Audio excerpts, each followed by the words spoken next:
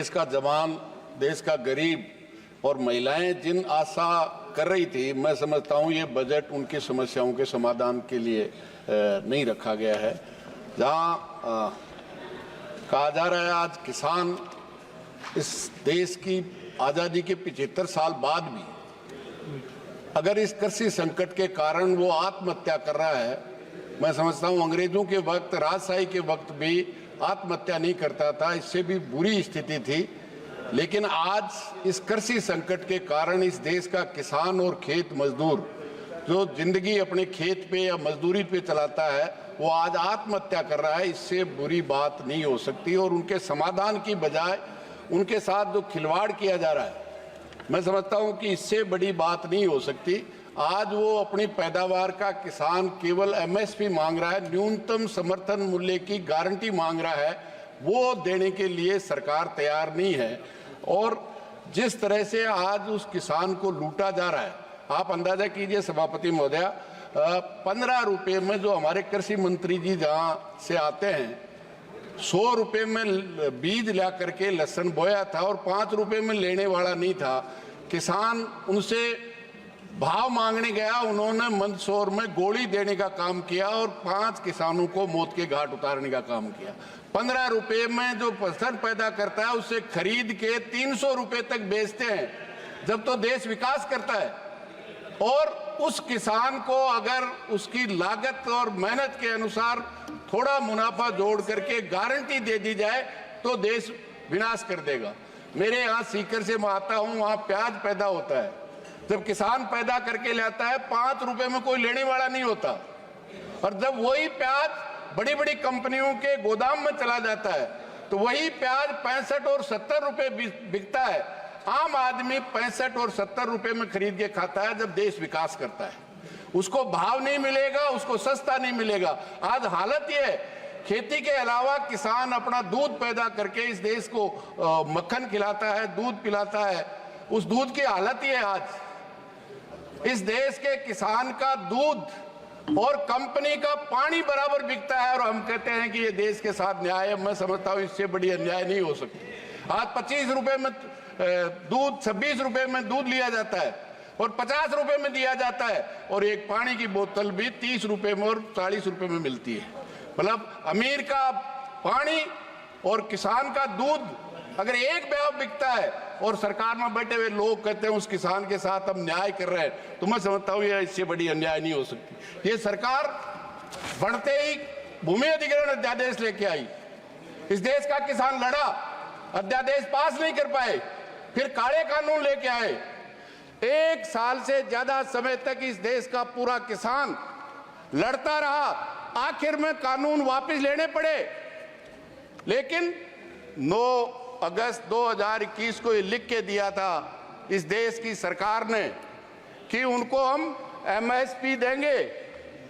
जितने झूठे मुकदमे, सरकार ने मान लिया कि किसान की ये आंदोलन सच था। जिस दिन नामों से इस तरफ बैठे हुए लोगों ने, इनके नेताओं ने किसानों के किन किन ये आतंकवादी हैं, ये माओवादी हैं, लेकिन आखिर कानून वापस लेने पड़े और ये लिख के दिया। आप कहें तो सभापति महोदय मैं टेबल कर सकता हूं, वो झूठे मुकदमे वापस लेंगे। जो 700 से ज्यादा किसान शहीद हुए हैं उनको पैकेज देंगे। आज तक एक को भी पैकेज नहीं दिया। केंद्र सरकार, दिल्ली की पुलिस ने जो झूठे मुकदमे दर्ज किए थे, एक मुकदमा आज तक वापस नहीं लिया। आज ये हालत निश्चित रूप से उस किसान को देने के लिए नहीं है, तो कम से कम उसके साथ ये विश्वासघात तो नहीं करे। जहां एमएसपी की बात करते हैं, मैं समझता हूं राजस्थान सबसे ज्यादा बाजरा पैदा करता है।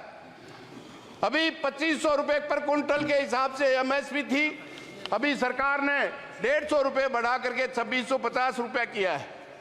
सरकार जब उत्तर दे, हमारी वित्त मंत्री तो बता दे, इस 10 साल में राजस्थान के किसान का 1 कुंटल भी बाजरा नहीं खरीदा। जितना किसान सम्मान निधि के नाम से पूरे देश को देते हैं, इस 10 साल में उस राजस्थान के किसान का नुकसान अकेले बाजरे में करने का काम किया है। ये हालत एक जगह नहीं है, हर फसल में जहां तक सरकार कहती है हम दलहन और तिलहन में आत्मनिर्भर करेंगे, मैं समझता हूं आज देश की सरकार 75 साल के बाद में भी देश के आम आदमी के लिए दलहन और तिलहन की फसल पैदा नहीं होती। हम दाल के लिए विदेशी किसानों को हम भाव दे सकते हैं, लेकिन यहाँ के किसान को नहीं देंगे।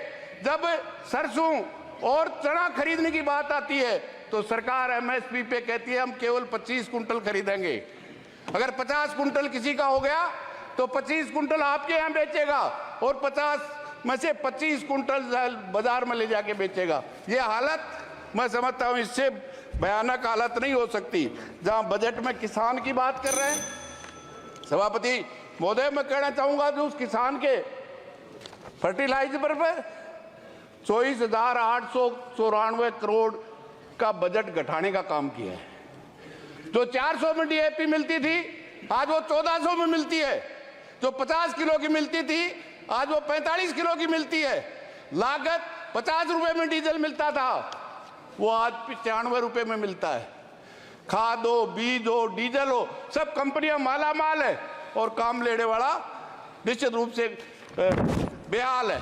जहां मनरेगा में जितना 86,000 करोड़ रुपया अलॉट किया गया है, इस बजट में 41,000 करोड़ रुपया इस 4 महीने में खर्च हो गया है। आज ही मंत्री जी उत्तर दे रहे थे कि हम 100 दिन का काम देने की गारंटी है।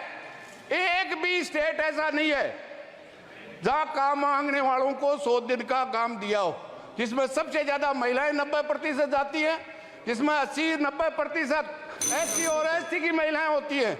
लेकिन उनको इस देश की संसद के बनाए हुए कानून की 100 दिन की गारंटी, साल में काम देने की गारंटी है, उनको काम नहीं दिया जाता। उनको समय पे मजदूरी नहीं दी जा सकती। 4-4 महीने लोगों को मजदूरी नहीं दी जाती। और राजस्थान वो है जो आज भी पीने के पानी के लिए तरसता है। लेकिन ईआरसीपी जो राजस्थान के 13 जिलों में पीने के पानी के लिए और सिंचाई के लिए योजना थी, वहां की सरकार भी कहती है ये केंद्रीय परियोजना हो गई। लेकिन इस बजट में ईआरसीपी का राजस्थान की योजना का नाम नहीं है। आज पीने के लिए हालत खराब है। अध्यक्ष महोदय जो